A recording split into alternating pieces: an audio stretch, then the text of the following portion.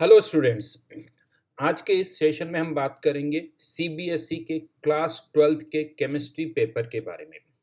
उसके लिए हमें कैसे तैयारी करनी चाहिए वो हम इस सेशन में डिस्कस करेंगे। वैसे अभी पेपर की डेट डिक्लेयर नहीं हुई है। हाँ, ये एक्सपेक्टेड है कि ये पेपर जो बोर्ड के एग्ज़ाम्स होने वाले हैं सीबीएसई क्लास 12th के एंड ऑफ फरवरी और मार्च में होने वाले हैं।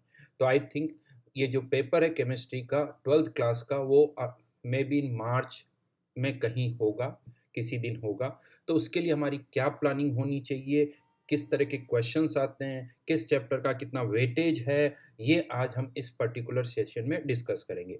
यस, डेफिनेटली जो हमारा सेशन होगा वो स्पेसिफिक होगा फिजिकल केमिस्ट्री से। इसमें हम ओसी और आईओसी की डिटेल में डिस्कशन नहीं करेंगे। हाँ, उसका वेटेज जरूर आपको इसमें पता चल जाएगा।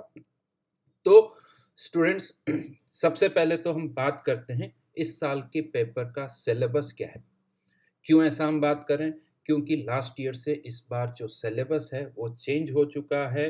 केमिस्ट्री की जो बुक है एनसीईआरटी में, उसमें अगर हम नंबर ऑफ चैप्टर्स देखते हैं तो वो ज़्यादा है, लेकिन सीबीएसई बोर्ड ने इस साल जो सिलेबस है वो रिड्यूस कर दिया है। तो सबसे पहले तो चलिए मैं आपको ये बताता हूँ कि इस साल का सिलेबस क्या है, वो हम देखते हैं। तो यहाँ पर ये 2022-2023 का केमिस्ट्री का सिलेबस है क्लास 12th के लिए।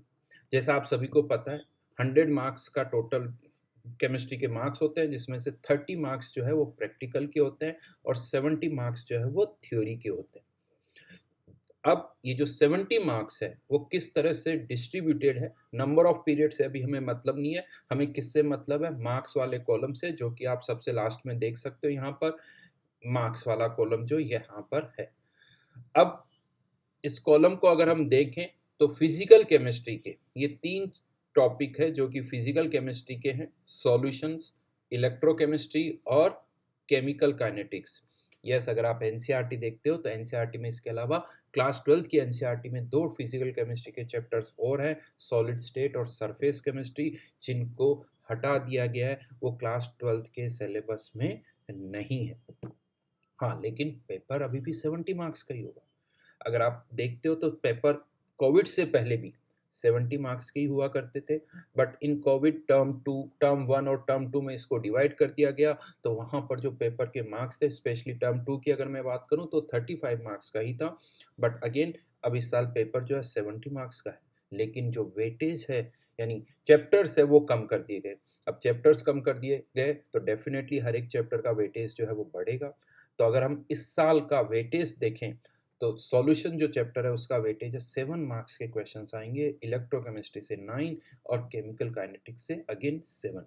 अगर आप प्रीवियस ईयर के पेपर्स देखते हो, 2019 18 इनके पेपर्स देखते हो, तो इनका वेटेज जो था इससे कम था। केमिकल काइनेटिक्स का जो वेटेज था वो 5 मार्क्स का था, इलेक्ट्रो भी 5 मार्क्स का था और सॉल्यूशन भी 5 मार्क्स के थे। सॉलिड स्टेट और सरफेस केमिस्ट्री वो 4 मार्क्स के थे। यानी टोटल 23 मार्क्स की फिजिकल केमिस्ट्री थी, वो अभी भी 23 मार्क्स की ही है।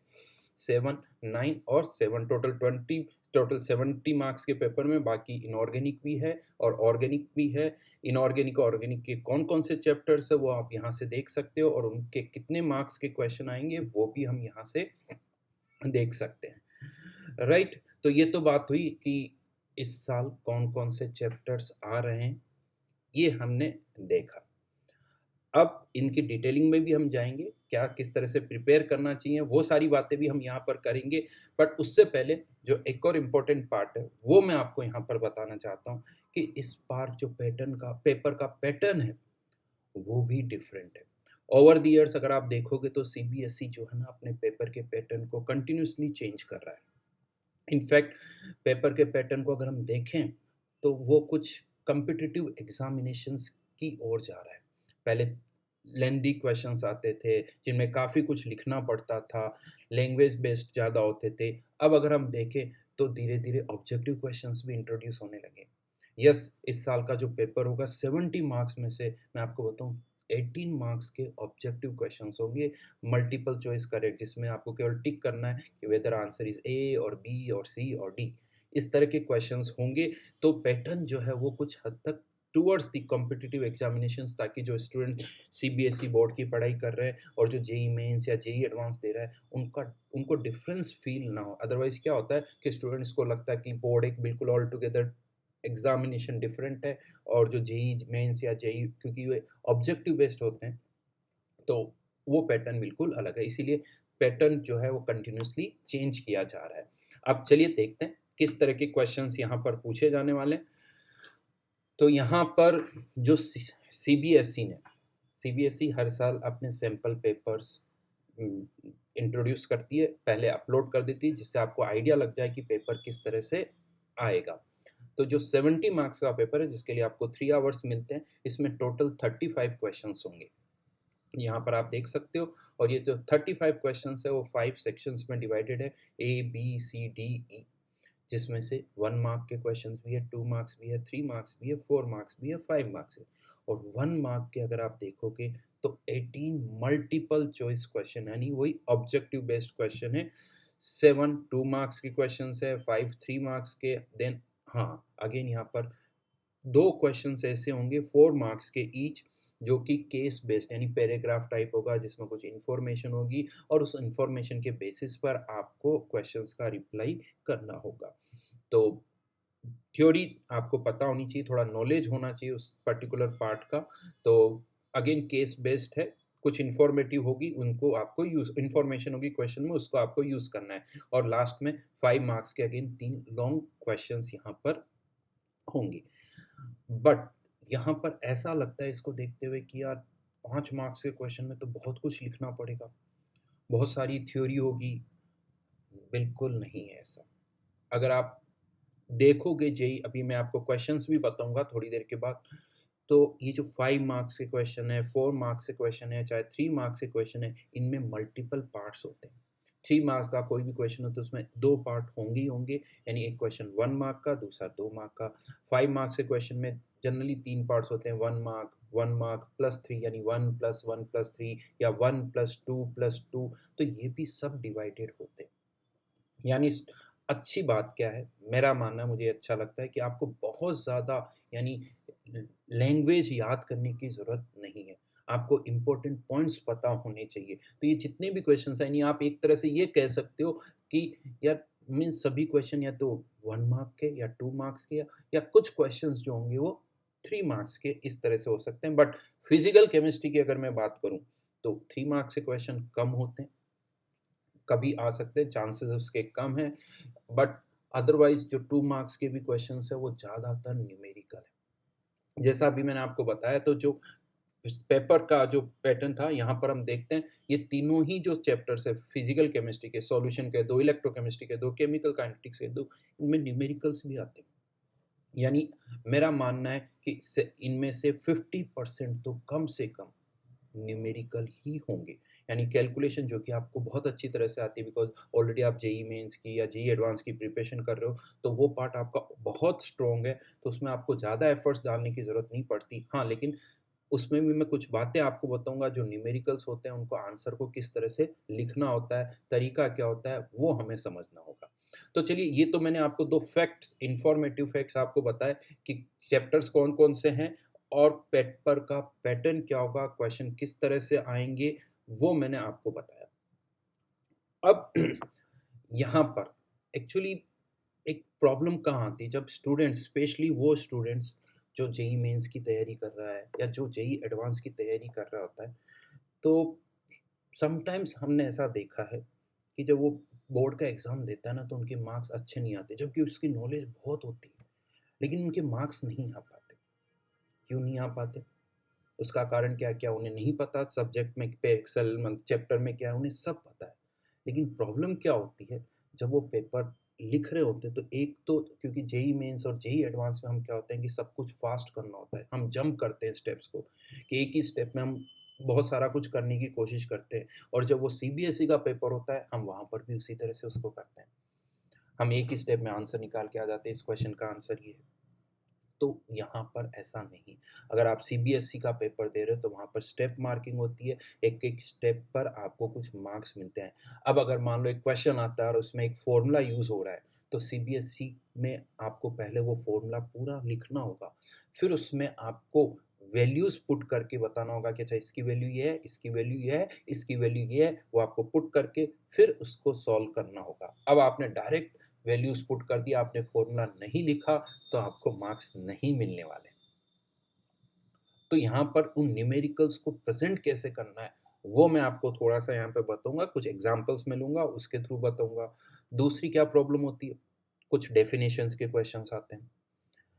जैसे फॉर एग्ज़ाम्पल अगर आप काइनेटिक्स का आइडिया तो what is order of reaction, what is rate law, liquid solution की अगर बात करूँ चैप्टर की तो what is Raoult's law, what is Henry's law, electrochemistry की हम बात करें तो Faraday's first law, Faraday's second law या कोलरोस लॉ, इस तरह की statement explain molecularity of the reaction. अब ये सब हमें आता है। मॉलिक्युलरिटी क्या होती है, फ़ैराडे लॉ क्या होता है, इनफैक्ट यूँ कह दो कि हमें इनको यूज़ करना आता है। अब प्रॉब्लम क्या होती है, जैसे ही पूछा जाता है कि बताइए रेट लो, वो डिफाइन रेट लो, तो हम उसको कुछ अपनी लैंग्वेज में लिख देते हैं। अब यहाँ प्रॉब्लम होती है, अगर आप सीबीएसई का पेपर दे रहे हो तो आपको वही लैंग्वेज लिखनी है जो एनसीईआरटी में लिखी हुई है। आपको अपनी लैंग्वेज नहीं लिखनी है, ये नहीं कि सर मैं भी तो वही लिख रहा हूँ, इसका मतलब भी तो वही है, तो ये यहाँ पर वर्क नहीं करता है। जो लैंग्वेज होनी चाहिए वो एनसीईआरटी की होनी चाहिए। तो कोशिश करिए एनसीईआरटी में से मैक्सिमम डेफिनेशंस को आप पिक करें। इनफैक्ट अगर थोड़ा-सा आप पीछे जाओगे क्योंकि अभी तो आप ठीक है 12th में हो, अगर आप 9th-10th में हो तो आप सोचो आप क्या करते थे, एग्ज़ाम की तैयारी कैसे करते थे? डेफ़िनेटली हम चैप्टर्स पढ़ते थे, लेकिन चैप्टर्स पढ़ने के बाद आप सबको पता है कि हर एक चैप्टर के पीछे जो एक्सरसाइज़ होती थी, उसके क्वेश्चन आंसर आपके पास लिखे होते थे, क्वेश्चन भी लिखे होते थे, आंसर भी लिखे होते थे। और वो आंसर कहाँ से आते थे? वो सारे आंसर बुक्स में से ही होते थे। आप बुक्स में से लिखते थे और उन्हीं को फाइनली हम याद करते थे। क्वेश्चन आंसर आप याद करते थे और डेफ़िनेटली मुझे पता है मोस्टली आप या तो अपने पेरेंट्स को यानी मदर, फादर को सुनाते थे या किसी ब्रदर को आप आपस में सुनाते थे कि आपको ये याद हुआ है नहीं हुआ। अच्छा आपने ये चैप्टर याद किया, अच्छा इसके आंसर्स बताओ, सुनाओ। आपने ये याद किया, इसके क्वेश्चन आंसर आप सुनो। वो आप याद करते थे और जैसे ही एग्ज़ाम में वो क्वेश्चन आते थे, आपको पूरा आंसर पता होता था। आप एज़ इट इज़ उसको लिख देते थे। और ऑब्वियसली बात है जो पेपर चेक कर रहा है, वो भी आपसे वही आंसर एक्सपेक्ट कर रहा है। तो आपकी लैंग्वेज वो मैच करती थी, तो आपको पूरे के पूरे मार्क्स मिलते थे। अब यहाँ पर क्या होता है, आपकी लैंग्वेज अलग, एग्ज़ामिनर कुछ और लैंग्वेज एक्सपेक्ट कर रहा है, तो लगता है यार कहीं न कहीं आपने कुछ एग्ज़ैक्टली नहीं लिखा है। हो सकता है आपने वही सारी बातें लिखी हो, फिर भी मार्क्स कटने के चांसेस वहाँ पर बनते हैं, आपके कुछ मार्क्स वहाँ पर कम हो सकते हैं। तो इसीलिए हमें ये कोशिश करनी है कि हम वही आंसर लिखें। इसके लिए आपको एनसीईआरटी पढ़नी पड़ेगी। एनसीईआरटी में क्या-क्या क्वेश्चन्स हैं, डेफिनिशंस क्या-क्या है, वो देखना पड़ेगा और केवल रीडिंग करने से नहीं काम चलेगा। बहुत सारी जनता का हाँ सर एनसीईआरटी पढ़ ली, बिल्कुल सब समझ में आ गया, मुझे सब आता है एनसीईआरटी में, आपको सब आता है। बट जैसे ही क्वेश्चन आएगा आप सोचोगे यार इसका आंसर ये लिखूँ या इसका आंसर ये लिखूँ? आप थोड़े कन्फ्यूज़ हो जाओगे। फिर आप जब लिखने लगोगे तो यार इसमें लैंग्वेज इतनी अच्छी नहीं लग रही, चलो उसको काट के दूसरा लिखते हैं। तो ये इश्यूज़ वहाँ पर आते हैं। आपको पहले से पता होना चाहिए यार इसका आंसर यही मुझे लिखना है। डबल माइंड होना ही नहीं है कि ये क्वेश्चन है, इसका ये आंसर है और ये आपको लिखना है। That's it. और इसमें आपका कोई बहुत ज़्यादा टाइम नहीं लगने वाला, मैं आपको बताऊँ। बिल्कुल ज़्यादा टाइम नहीं लगने वाला क्योंकि 3 चैप्टर है, क्वेश्चंस बहुत सिंपल से हैं, यानी हर एक चैप्टर में अगर मैं सेलेक्ट भी करता हूँ, तो ये 1 मार्क्स, 2 मार्क्स इनके आंसर बड़े नहीं होते। 1 मार्क का जो क्वेश्चन होता है उसका आंसर 1 और 2 लाइन इससे ज़्यादा का नहीं होता है। मोस्टली क्वेश्चन के आंसर 1 लाइन या 2 लाइन के होंगे। ठीक है, थोड़ा न्यूमेरिकल है तो उसमें नंबर ऑफ लाइन्स ज़्यादा आ जाएगी, अदरवाइज़ थ्योरी जो है जो लैंग्वेज वाले क्वेश्चंस हैं उनके आंसर 1 और 2 लाइन में ही होते हैं। 2 मार्क्स का अगर कोई क्वेश्चन है तो ठीक है उसमें 3 लाइन हो सकती है और ना आपको डिटेल में लिखना है। जैसे कभी-कभी क्या होता है, प्रॉब्लम क्या होती है कि हमें एक क्वेश्चन पूछ लिया जाता है सपोज़ करिए कुछ आर्हेनियस इक्वेशन पर कि आर व्हाट इज़ आर्हेनियस इक्वेशन? अब होता क्या आर्हेनियस इक्वेशन पूछा तो सिंपली आपको आर्हेनियस इक्वेशन लिखनी है। हम उसके डिटेल में चले जाते हैं कि इक्वेशन कैसे डिराइव हुई, नंबर ऑफ कोलिजन्स की बातें करने लगते हैं और उस पे 1 पेज भर के आ जाते हैं। वो इतना पूछा ही नहीं गया। आप उसमें 1 पेज लिख रहे हो, उसकी ज़रूरत ही नहीं है, आप अपना टाइम वेस्ट कर रहे हो। आपसे सिंपल सा एक क्वेश्चन पूछा गया, व्हाट इज़ आर्हेनियस इक्वेशन? आपको सिंपल सी आर्हेनियस इक्वेशन लिखनी है और उसमें किसका क्या मीनिंग है, वो बस आपको लिखना है कि वह K is rate constant, E is activation energy, T is temperature and A is Arrhenius constant, that's it. But आप उसको डिटेल में लेके जा रहे हो, उसका कर्व प्लॉट कर रहे हो, तो इन सब की वहाँ ज़रूरत नहीं होती। तो क्योंकि आपको आता है, तो आपका मन करता है मैं ये भी लिख देता हूँ, ये भी लिख देता हूँ, क्योंकि आपको बहुत सारा आता है, तो ऐसा बिल्कुल नहीं करना है। उसके लिए क्या होता है, थोड़ा माइंडसेट को चेंज करना होगा। जब आप जेईई दे रहे हो, तो आपका माइंडसेट अलग है, जब सीबीएसई का एग्ज़ाम्स दे रहे हो, तो आपका माइंडसेट जो है, वो अलग होना चाहिए। तो वो चेंज आपको लाना होगा। पहले आपका माइंडसेट बोर्ड के अकॉर्डिंग था, but due to preparation of JEE आपका माइंडसेट चेंज हो गया, तो अब उसको आपको चेंज करना होगा। चलो बातें बहुत सारी कर ली, पहले मैं आपको एक क्वेश्चन के थ्रू आपको थोड़ा-सा समझाता हूँ कि क्या होता है। तो जो क्वेश्चन अभी मैं यूज़ कर रहा हूँ यहाँ पर ये 3 मार्क का एक क्वेश्चन है, जो कि सीबीएसई ने इस साल जो सैंपल पेपर रिलीज़ किया है, सीबीएसई ने सैंपल पेपर एक रिलीज़ किया हुआ है कि इस साल का पेपर कुछ इस तरह से होगा। अच्छा, यहाँ पर एक इम्पोर्टेंट पॉइंट मैं आपको और बता दूँ, सीबीएसई के जो पेपर्स होते हैं, अम, अलग-अलग उसके आप कह सकते हो कि बहुत सारे कॉपीज़ होती है, अलग-अलग ज़ोन में, अलग-अलग थोड़े क्वेश्चन्स में वेरिएशन भी आते हैं। कोड वाइज़ पेपर में वेरिएशन होता है। आपके पेपर में जो क्वेश्चन है किसी और स्टूडेंट के हो सकता है वो नहीं हो, तो वेरिएबल रहता है यहाँ पर। तो ये जो क्वेश्चन है, ये 3 मार्क का एक क्वेश्चन है, जो सैंपल पेपर में दे रखा है, राइट? इसमें क्या पूछा जा रहा है, इसके भी 2 पार्ट हैं, जैसे मैंने आपसे कहा था। इनफैक्ट फर्स्ट पार्ट में भी 2 पार्ट्स हैं। यानी देखा जाए, पहला पार्ट क्या है, स्टेट हेनरीज़ लॉ। बताइए हेनरीज़ लॉ क्या होता है? उसके बाद ये 1 मार्क का क्वेश्चन है, and explain why are the tanks used by scuba divers filled with air diluted with helium. यानी उसमें हीलियम भी होती है और नाइट्रोजन का परसेंटेज जो है 56.2% जो है वो कम हो जाता है, जो कि नॉर्मली ज़्यादा होता है, ऑक्सीजन का ये होता है। तो ऐसा क्यों है, वो आपको बताना है। And second question, assume that argon exerts a partial pressure of 6 bar, calculate the solubility of argon gas in water. यानी 3 पार्ट्स आपको दिख रहे हैं, स्टेट हेनरीज लॉ। अगेन मैं आपको बता दूं, ये जो स्कूबा डाइवर्स वाली बात कर रहे हैं, ये कोई नई बात नहीं है।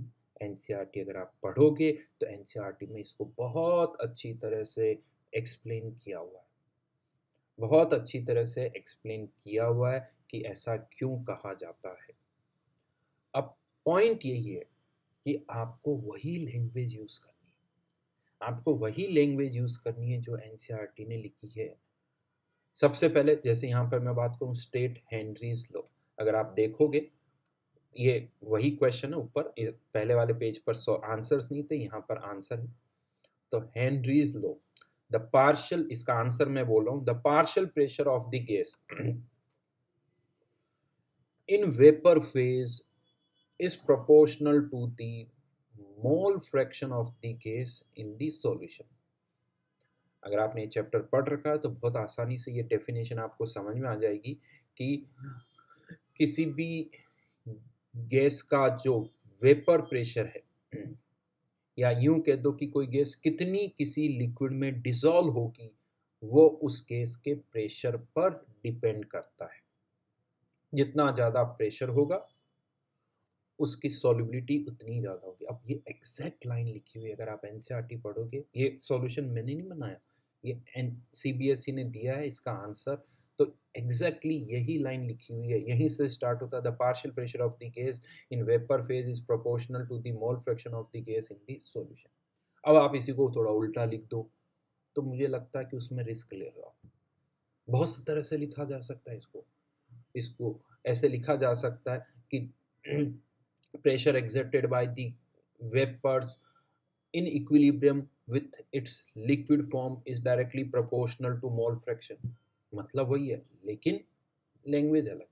तो मेरा मानना है कि हमें यही लैंग्वेज लिखनी चाहिए, ताकि श्योर आप हो जाओ कि हाँ, इसमें 1 मार्क तो आपको मिलेगा। दूसरा, उसके बाद अगेन स्कूबा डाइवर्स वाला है। अब ये क्वेश्चन क्यों यहाँ पर मैंने लिया पर्टिकुलरली कि आपको एनसीईआरटी की हर एक लाइन पता होनी चाहिए। देखिए, बिकॉज आज की डेट में आप सबको पता है कि एवरीबॉडी वांट्स कि उसके मार्क्स 90% से ज़्यादा हो, तो आई थिंक फाइट तो अच्छी करनी होगी, यानी एक एक मार्क इंपॉर्टेंट हो गया। अगर आपके थोड़े बहुत भी मार्क्स, यानी बहुत, अगर आपको कुछ क्वेश्चंस के आंसर्स नहीं पता तो आपके मार्क्स तो कम हो जाएंगे, 90 से कम हो जाएंगे। तो आपको एनसीईआरटी अच्छी तरह से पढ़नी पड़ेगी।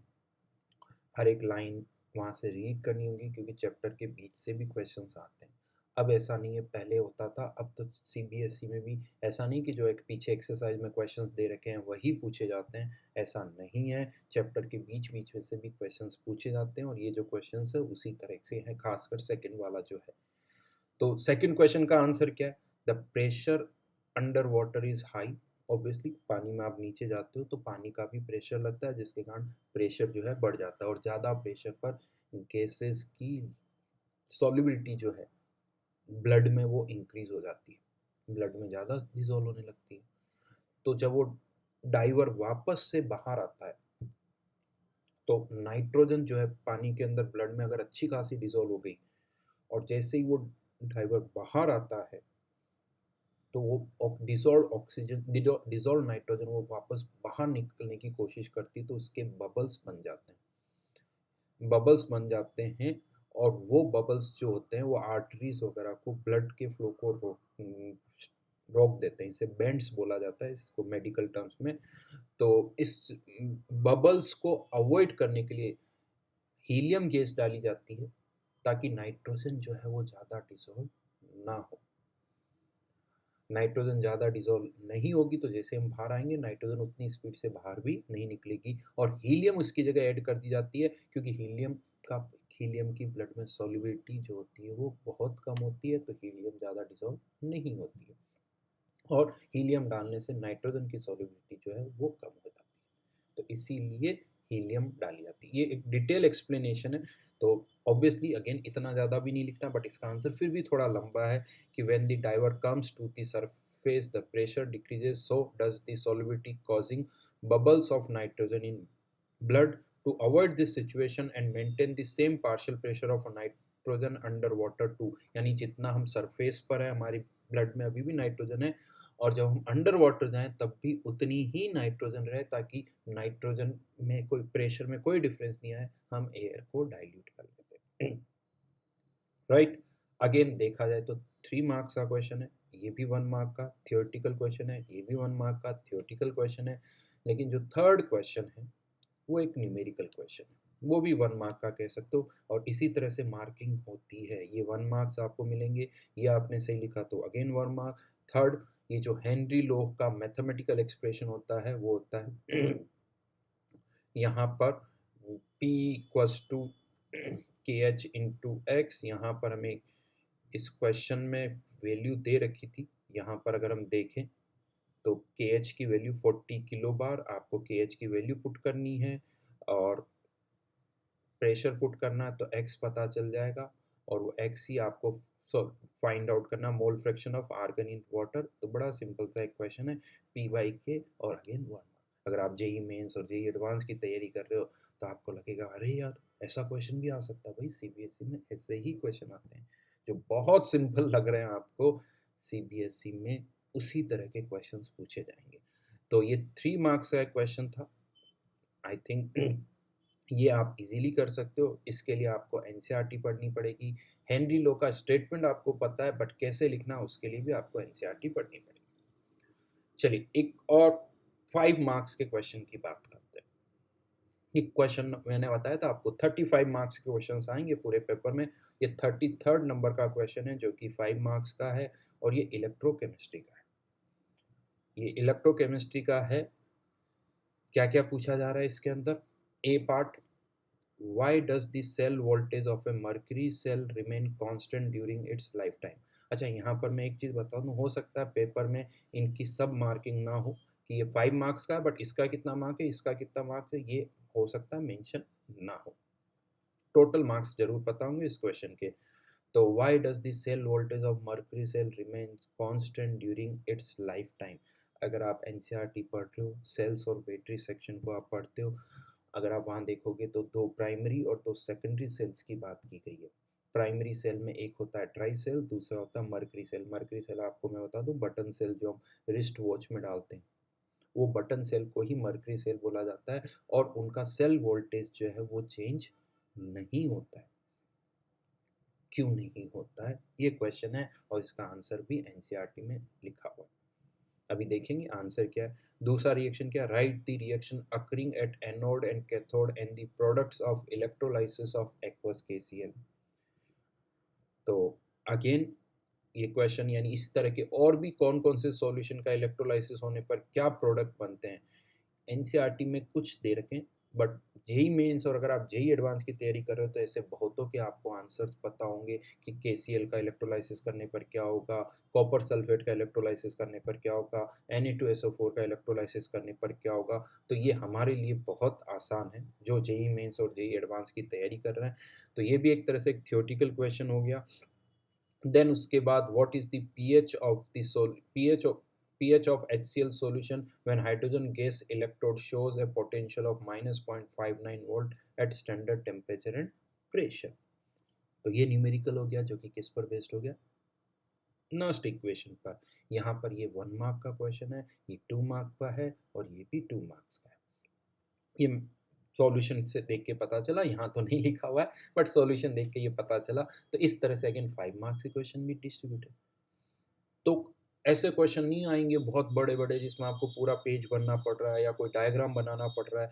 मैंने पिछले बहुत सालों के अराउंड 2009-8 के बाद के पेपर्स देखे। 2008 के बाद ऐसा कोई क्वेश्चन नहीं आया कि ड्रो डायग्राम डायग्राम ड्रॉ करिए, आप सेल का डायग्राम बनाइए, ड्राई सेल का डायग्राम बनाइए। ऐसे कोई क्वेश्चन मैंने नहीं देखे। तो आपको बस एनसीईआरटी को अच्छी तरह से रीड करना है, ऐसा नहीं कि ये पॉइंट छूट जाए। जैसे क्वेश्चन में अभी राइट नाउ आपको पूछा जा रहा है कि केसीएल की क्या केसीएल के केस में एनोड कैथोड पर क्या रिएक्शन होगी। क्वेश्चन ये भी आ सकता है कि मर्करी सेल में क्या रिएक्शन होती है, क्योंकि ये भी एनसीईआरटी में दे रखा है कि मर्करी सेल की क्या रिएक्शन होती है, एनोड पे क्या होती है, कैथोड पर क्या होती है। न्यूमेरिकल बदल सकता है, ये नस्ट इक्वेशन पर है, फेराडे लॉ पर भी आ सकता है, Faraday first law second law. Conductance पर क्वेश्चंस आ सकते हैं। अगर आप लास्ट ईयर का 2021 की अगर मैं बात करूँ, पिछले साल का जो सीबीएसई का पेपर था उसमें मोलर कंडक्टेंस, कंडक्टिविटी, इन पर न्यूमेरिकल्स आए थे। कोलरोश लॉ पे भी न्यूमेरिकल आए थे। इनफैक्ट इसी साल, अभी सारे क्वेश्चन नहीं बट जो सैंपल पेपर है उसमें अगर आप देखोगे तो कोलरोश लॉ पर एक ऑब्जेक्टिव क्वेश्चन भी है। तो अगर आपको अच्छा स्कोर करना है तो डेफिनेटली एनसीईआरटी को पढ़नी होगी। इनफैक्ट अगर आप एनसीईआरटी अच्छी तरह से पढ़ते हो तो वो आपको जेई मेंस में भी काफ़ी हेल्प करेगी, बिकॉज जेई मेंस में भी बहुत सारे क्वेश्चन आते हैं एनसीईआरटी से, जेई एडवांस में भी आ जाते हैं। इनफैक्ट ठीक है, solid state surface chemistry CBSE board में नहीं है, बट जेई मेंस और जेई एडवांस के लिए तो आपको उनको पढ़ना ही पड़ेगा। और जेई मेंस और जेई एडवांस के लिए आपको सॉलिड स्टेट सरफेस केमिस्ट्री को एनसीईआरटी से भी पढ़ना पड़ेगा। ऐसा नहीं कि एनसीईआरटी आपको नहीं पढ़नी पड़ेगी उन चैप्टर्स की, उनकी भी पढ़नी पड़ेगी। हाँ, लेकिन इनमें आपको डेफिनेशंस याद करनी है और वो लैंग्वेज जो कि एनसीईआरटी में लिखी हुई है वो आपको याद करनी होगी। तो एट द एंड जैसे यहाँ पर अब इनकी मार्किंग स्कीम कैसे होती है वो मैं थोड़ा सा आपको आइडिया देता हूँ। सॉल्यूशन उसका, तो फर्स्ट क्वेश्चन का आंसर, मर्करी सेल जो होता है ना उसमें कोई एक्वस आयंस नहीं होते हैं। एक्वस आयंस की कंसंट्रेशन चेंज होने पर नस्ट इक्वेशन में वो अपीयर होते हैं तो सेल पोटेंशियल चेंज हो जाता है। और हम सबको पता है कि जो सॉलिड्स होते हैं वो नस्ट इक्वेशन में अपीयर नहीं होते हैं, तो उनकी अमाउंट चेंज होने पर सेल पोटेंशियल में कोई चेंज नहीं होता है। यही आंसर यहाँ पर वहाँ पर लिखा हुआ भी है, as the overall reaction does not involve any ion in solution. कोई आयन ही नहीं होता है जिसकी कंसंट्रेशन चेंज हो रही, इनफैक्ट आयन ही नहीं होता तो कंसंट्रेशन भी चेंज नहीं होगी।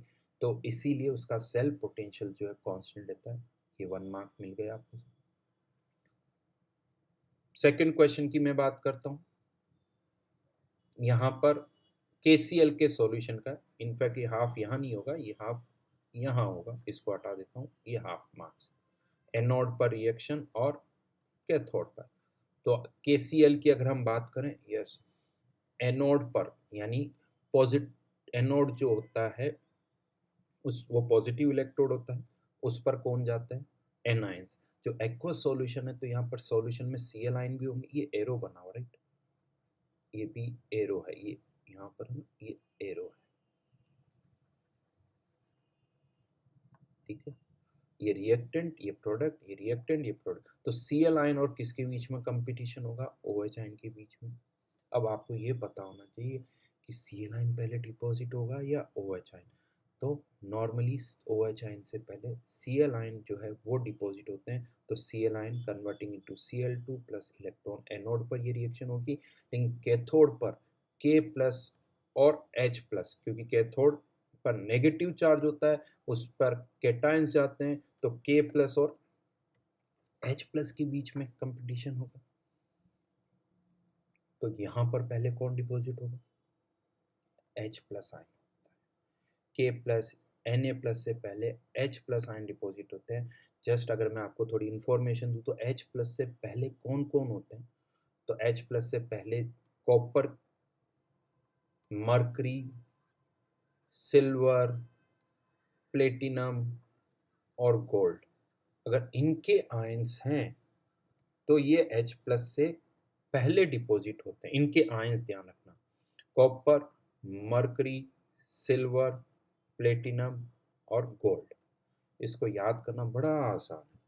कैसे याद कर सकते हो इसको, पता है आपको? CHAPA, जिसे शॉर्ट में आप, जिसको आप अगर कंबाइन करो तो ये बनता है छापा। समझते हो? मुझे लगता है छापा। यानी अगर इनके अगर आयंस है तो ये पहले डिपॉजिट होंगे H प्लस से, और बाकी अगर केस की बात करें तो H प्लस पहले होता है। नॉर्मल सिचुएशन पे अगर कंसंट्रेशन में कोई बहुत ज़्यादा चेंज हम नहीं कर रहे हैं तो ऐसे ही होता है, अदरवाइज किसी और कंडीशन में भी वेरी कर सकता है। तो एनोड और कैथोड पर रिएक्शन लिख दी हमने यहाँ पर। ओवरऑल रिएक्शन के लिए आप दोनों को ऐड कर सकते हो। ओवरऑल रिएक्शन यहाँ पर, यानी इन दोनों को आप ऐड कर दीजिए, एक से Cl2 दूसरे से H2, तो ये प्रोडक्ट यहाँ पर बनते हैं। तो ये ओवरऑल रिएक्शन जो कि 1 मार्क, यहाँ पर भी ये एरो है, ध्यान रखना कंफ्यूज। यहाँ पर अगेन देखा जाए तो ये 2 मार्क का क्वेश्चन हो गया। एनोड पर रिएक्शन हाफ मार्क्स, कैथोड पर हाफ मार्क्स, और ये 1 मार्क। थोड़ा बहुत वेरिएशन हो सकता है बिकॉज इसमें तो दोनों को ऐड ही करना था, तो ये कोई बहुत बड़ी बात नहीं है। देन थर्ड क्वेश्चन में हमें क्या पूछा था कि एक हाइड्रोजन इलेक्ट्रोड का इलेक्ट्रोड पोटेंशियल है -0.59 वोल्ट। क्या बताना है आपको? पीएच बतानी है। अब इसका आंसर देखिए कैसे इन्होंने दिया। सबसे पहले हाइड्रोजन इलेक्ट्रोड की रिएक्शन लिखिए, तो ये रिडक्शन पोटेंशियल दे रखा था, तो रिडक्शन रिएक्शन क्या होगी? H plus plus electron 0.5 H2 या हाफ H2 लिख सकते हो, तो ये इलेक्ट्रोड रिएक्शन होगी। आपने रिएक्शन लिखी, अप्लाइंग नस्ट इक्वेशन।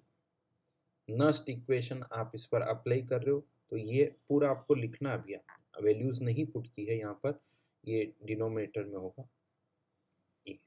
तो यहाँ पर इलेक्ट्रोड पोटेंशियल H प्लस से H2 equals to E naught of reduction H plus से H2 -0.05 अपॉन, ये n गलत लिख दिया गया, यहाँ पर है ये n, राइट, ये n लॉग ऑफ H2 की पावर हाफ, क्योंकि ये हाफ है, divided by concentration of H plus.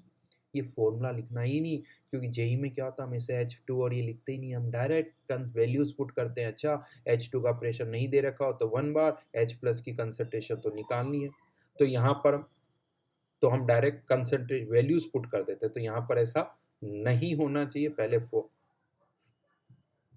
Formula लिखना पड़ेगा आपको, उसके बाद इवन आपको ये लिखना पड़ेगा कि ई नॉट ऑफ H प्लस से H2 जीरो होता है। ये नहीं कि सर ये तो पता है सबको, नहीं, आप लिखिए गिवन ई नॉट, या as we know H plus से H2 जीरो, ये क्वेश्चन में गिवन है H प्लस से H2 -0.59, n की वैल्यू 1 पता, नंबर ऑफ इलेक्ट्रॉन, H2 का प्रेशर 1 बार, ये सारी वैल्यूज यहाँ पर पुट करके आप इसे सॉल्व करिए, तो हर एक स्टेप के माइस फॉर्मूले का 1 मार्क, इसका हाफ और इसका हाफ। अगर आपने फॉर्मूला सही लिखा और आपका आंसर गलत आया तब भी मार्क्स मिलेंगे आपको। लेकिन प्रॉब्लम क्या होती, हम ये फॉर्मूला ही नहीं लिखते, हम डायरेक्ट आंसर लिख देते हैं, तो हो सकता है एग्जामिनर आपके कहीं ना कहीं कुछ मार्क्स कट कर सकता है। यानी लैंग्वेज होनी चाहिए, लैंग्वेज लिखो वहाँ पर कि electrode potential, applying Nernst equation, यानी ऐसा नहीं कि क्या कर रहा हूँ इक्वेशन लिख दी, अरे वहाँ लिखिए आप कि ये कौन सी इक्वेशन है, क्या कर रहे हो आप, अप्लाइंग नस्ट इक्वेशन या यहाँ पर ऑन कैलकुलेशन, इस तरह की लैंग्वेज आप पर लिख सकते हो कि ऑन कैलकुलेशन ही हो जाएगा। छोटी छोटी कुछ लैंग्वेज वहाँ पर होनी चाहिए, तभी आपको पूरे मार्क्स मिलेंगे। तो न्यूमेरिकल के केस में आपको ये ध्यान रखना है। लैंग्वेज के केस में जैसा मैंने आपको बताया कि थ्योरी जो है वो आपकी एनसीईआरटी से मैच करनी चाहिए, लैंग्वेज आपकी जो है एनसीईआरटी से मैच करनी चाहिए। अब ये तो जस्ट एक दो सिंपल क्वेश्चंस थे जिससे मैं आपको इम्पोर्टेंस बताना चाहता था कि हमें क्या करना है। अब पॉइंट आता है कि सर ठीक है आपने ये बता दिया बट हम क्या करें।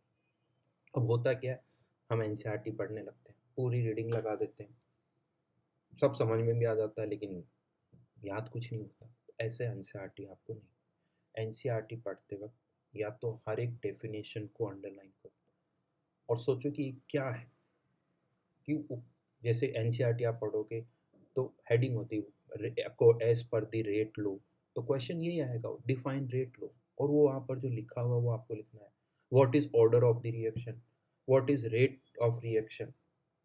मैं आपको बताऊँ क्वेश्चंस बहुत सारे रिपीट भी होते हैं, जैसे रेट ऑफ रिएक्शन पर डिफाइन रेट ऑफ रिएक्शन, ये क्वेश्चन पिछले 10 सालों में मेरे को लगता है 3-4 बार आ चुका है। इस पर बहुत बार क्वेश्चन आ चुका है, define rate of reaction, what is order of reaction, but वो लैंग्वेज आपको एनसीईआरटी वाली आपको मिलनी चाहिए। तो यहाँ पर अभी सारे नहीं, पर्टिकुलरली एक काइनेटिक्स चैप्टर के मैंने कुछ अराउंड अभी भी और क्वेश्चंस बनाए जा सकते हैं, ये कुछ क्वेश्चंस मैंने एनसीईआरटी के अकॉर्डिंग फ्रेम किए। जब आप एनसीईआरटी पढ़ रहे हो तो आपको इन क्वेश्चंस के आंसर्स निकालने हैं बहुत। लेकिन ये सब हो सकता है आप में से बहुतों को लगता है सर ये सब तो आता है हमें, लेकिन लैंग्वेज एनसीईआरटी की होनी चाहिए, जिससे वो स्टार्ट हो रहा है जिससे वो एंड हो रहा है वही लैंग्वेज होनी चाहिए, वो हमारे लिए ज़्यादा अच्छा है। तो जैसे question number 1, define average rate, what is unit of rate, ठीक है, इसका आंसर आप कह सकते हो आता वही, वो चेंज नहीं हो रहा क्योंकि इसमें कोई लैंग्वेज नहीं है, इसका आंसर सीधा सा मोल्स पर लीटर की पावर, हाँ बट एनसीईआरटी पढ़ोगे तो ये तो सबको पता है कि इसका आंसर मोल पर लीटर की power 1 into time inverse, but एक और आंसर यूनिट भी दे रखी है, एटमॉस्फेयर इंटू टाइम इनवर्स। ज़्यादा अच्छा है कि हम दोनों लिखें, ये भी लिखें और ये भी लिखें, ये मोल कंसंट्रेशन की टर्म में, ये प्रेशर की टर्म में, ठीक है, ज़्यादा नहीं हुआ बट ज़्यादा better answer. Define instantaneous rate, define rate of reaction, define rate low. Her paper पर आपको कुछ क्वेश्चंस फ्रेम करने, बड़ा थोड़ा मुश्किल होता है इसीलिए मैंने क्वेश्चंस बना के दिए। बाकी इस तरह के और भी बहुत सारे क्वेश्चंस मैं आपको बना के दे दूंगा, क्वेश्चंस भी दूंगा, आंसर पहले आपको ढूंढने लगे। ये नहीं कि हाँ सर क्वेश्चन तो दे रहे हो तो आंसर भी दे दो ना सर, हमें क्यों पढ़वा रहे हो, नहीं, जब तक आपको पढ़ोगे नहीं तब तक मुझे लगता है कि फ़ायदा उतना नहीं मिलेगा। आप पढ़ोगे एनसीईआरटी तो एग्जाम में ज़्यादा कॉन्फिडेंस के साथ आप आंसर लिख पाओगे, आंसर जल्दी याद होंगे, कॉन्फिडेंस भी अच्छा होगा, जेई मेंस के लिए भी हेल्प करेगा। इसीलिए यहाँ पर अभी तो मैंने क्वेश्चंस दिए, खैर ऐसा नहीं, इन क्वेश्चंस के आंसर भी मैंने दे दिए, पीछे की तरफ है इसमें, बट मेरा मानना है कि आप पहले इनके आंसर्स खुद ढूंढ के लिखें और फिर चेक करें कि क्या वही आंसर है या नहीं। और एनसीईआरटी में सब मैंने कुछ अपनी, मेरा कोई दिमाग नहीं लगाया, मैंने बिल्कुल दिमाग नहीं लगाया, मैंने सिंपली एनसीईआरटी से कॉपी किए हैं सारे आंसर, वही आंसर लिखे हैं, पिक किए हैं और वो यहाँ पर लिखे हुए। तो आपको वो दिखनी चाहिए, ढूंढना चाहिए। एक दो बार अगर आप एक चैप्टर में भी ऐसा कर लोगे ना तो आपको वो फ्लो समझ में आ जाएगा, यार एनसीईआरटी पढ़नी कैसी, बहुत तो कुछ समझ भी नहीं आता एनसीईआरटी कैसे पढ़। और इन क्वेश्चंस के आंसर लिखने के बाद, एक बार आपने एनसीईआरटी पढ़ ली, इनके आंसर्स लिख लिए, अब एनसीईआरटी को साइड में रखो, अब इन क्वेश्चंस के आंसर को याद करो कि अच्छा ये क्वेश्चन है, ये आंसर है, यानी रजिस्टर बंद हो, इनके आंसर्स आपको लिखने हैं। कितना टाइम लगेगा? आपको क्या लग रहा है इसमें बहुत आपके पास बहुत टाइम होता है। इवन मैं आपको बताऊँ जब केमिस्ट्री का पेपर होता है तो उसमें अच्छा खासा ब्रेक होता है 3 किस कभी 4 दिन का, कभी 5 दिन का, इवन कभी उससे भी ज़्यादा होता है 3 दिन का भी हो सकता है, 6 दिन का भी हो सकता है, 7 कितना टाइम होता है।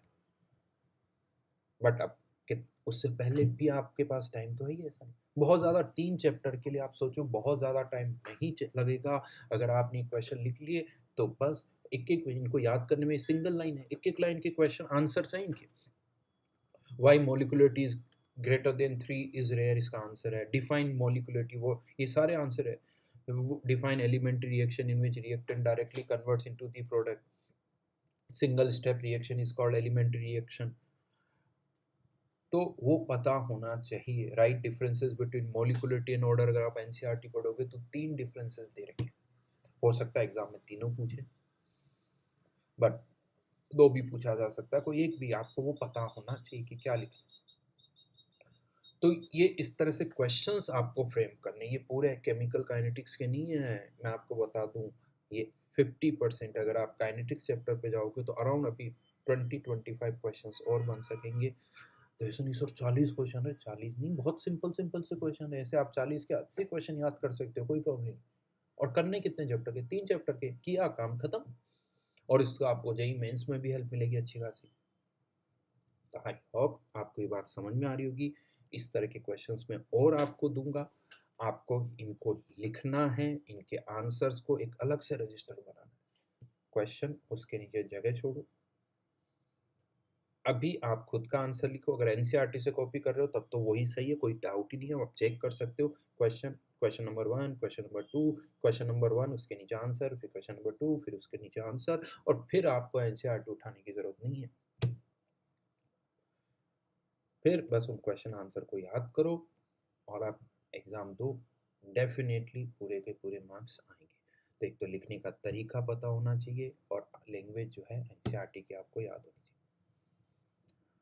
आसान है, करोगे तब होगा। अब एक और चीज़ बताओ, तो बहुत सारे स्टूडेंट्स जो है ना डरते हैं कब से करें सर, ये कब से स्टार्ट करना है। तो मैं आपको बता दूं, देखिए डिपेंड करता है। कुछ स्टूडेंट्स फरवरी से स्टार्ट करते हैं, कोई जनवरी से कर देता है, कोई दिसंबर से भी करता है। तो ये आप पर डिपेंड करता है। रिलैक्स रहना होता है। ये नहीं कि सर मैंने तो अभी केमिस्ट्री का देखा ही नहीं है, मैं क्या करूँगा, और वो टेंशन में आ जाते हैं जिसके कारण उनका टाइम खराब होता है। अगर किसी को थोड़ा बहुत भी ऐसा लग रहा है, या पेरेंट्स कभी कभी कहते हैं नहीं बोर्ड भी पढ़ो, तुमने बोर्ड के लिए कुछ नहीं पढ़ा, तो मेरा मानना है कि एक चैप्टर वो करके देख लीजिए। आपको खुद ब खुद पता चल जाएगा कि कितना टाइम लगता है। अब आप देख लीजिए मेरे पास कितना टाइम है, उसके अकॉर्डिंग आप मैनेज कर लीजिए। आप एक चैप्टर उठाइए, उसको बोर्ड के अकॉर्डिंग तैयार करना है। आप देखिए आपको उसके कितना टाइम लग रहा है, बाकी के चैप्टर्स के अकॉर्डिंग सोच लीजिए इतना टाइम चाहिए, कब आपके पास कितना टाइम है वो आप देख सकते हो। तो अगर आपको थोड़ी टेंशन ज़्यादा है तो अभी एक काइनेटिक्स चैप्टर आप ले सकते हो और उसके कर सकते हो कि क्या ये मेरा तैयार। और मैं ये भी कहूँगा ये चैप्टर करने के बाद आप पिछले कुछ सालों के क्वेश्चन आंसर भी लिख देख सकते हो, पीवाईक्यू सॉल्व कर सकते हो, चेक कर सकते हो कि क्या आपको वो आते हैं या नहीं आते। थ्योरी वाइज ये ज़्यादातर क्वेश्चंस ये सब आपको आ जाएंगे। न्यूमेरिकल्स जो आप जेईई मेंस की तैयारी कर चुके हो तो वो भी आप आसानी से कर पाओगे। राइट, तो चलिए इनके आंसर्स हैं आगे, दिखा देता हूँ एक बार मैं आपको, क्योंकि आपको लगेगा सर ने क्वेश्चन तो दे दिए आंसर तो दिए नहीं, हम क्या करें। या सबको सीधा साधा पका पकाया मिल जाए तो कितना मज़ा आएगा। तो एक बार दिखा रहा हूँ, लेकिन अगर आप यहीं से देख के कर रहे हो तो उतना फ़ायदा नहीं मिलने वाला। ये देखिए ये सब वहीं से लिखा है। Define average rate. Average rate is change in concentration of reactant और product and the time taken for that change to occur. What is unit of rate? Moles per liter second inverse or atmosphere second inverse. Define instantaneous rate. Instantaneous rate is obtained when we consider the average rate at the smallest interval of time, say dt। ये है ना set, ये आपको लिखना है। आपके अगर ये क्वेश्चन आता तो इस तरह से, या यूं कह दो when D delta T approaches zero. इस पर बहुत बार क्वेश्चन आ चुका है मेरे हिसाब से 2008, 2010, 2016 एग्जैक्ट, थोड़ा ऊपर नीचे हो सकता है। It is equal to the change in concentration of reactant और प्रोडक्ट in unit time divided by their respective stoichiometric coefficient. तो ये क्वेश्चन नंबर 5 तक क्या आंसर है? 6, 7, 8, 9, 10। The define elementary reactions. The reactions taking place in one step are called elementary reactions. Define complex reaction. When a sequence of elementary reactions gives us the product, the reaction are called complex reaction. कितने answer? सब एक एक दो दो line के, एक एक दो दो लाइन के। आप सारे आंसर्स को देख सकते हो। ठीक है, रेट लो थोड़ा बड़ा है इतना सा, बाकी सब एक एक दो दो लाइन के आंसर। यहाँ पर define molecularity, why molecularity greater than 3 is rare. Question number 13, ये थोड़ा आपको, ये क्वेश्चन नंबर 12, ये question number 13। Give one example of each of monomolecular, bimolecular, termolecular. ये एनसीईआरटी में दे रखा है तो हमें उसको भी याद करना है। यूनिमोलिकुलर का एक एग्जांपल, बाईमोलिकुलर, टर्मोलिकुलर।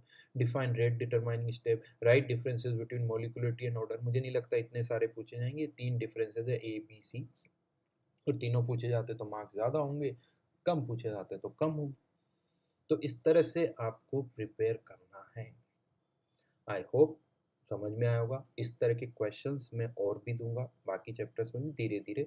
ये तो जस्ट मैंने आपको एक आइडिया दिया है कि अगर आप कर रहे हो तो आपकी तैयारी किस तरह की होनी चाहिए। तो चलिए मिलते हैं वापस आगे।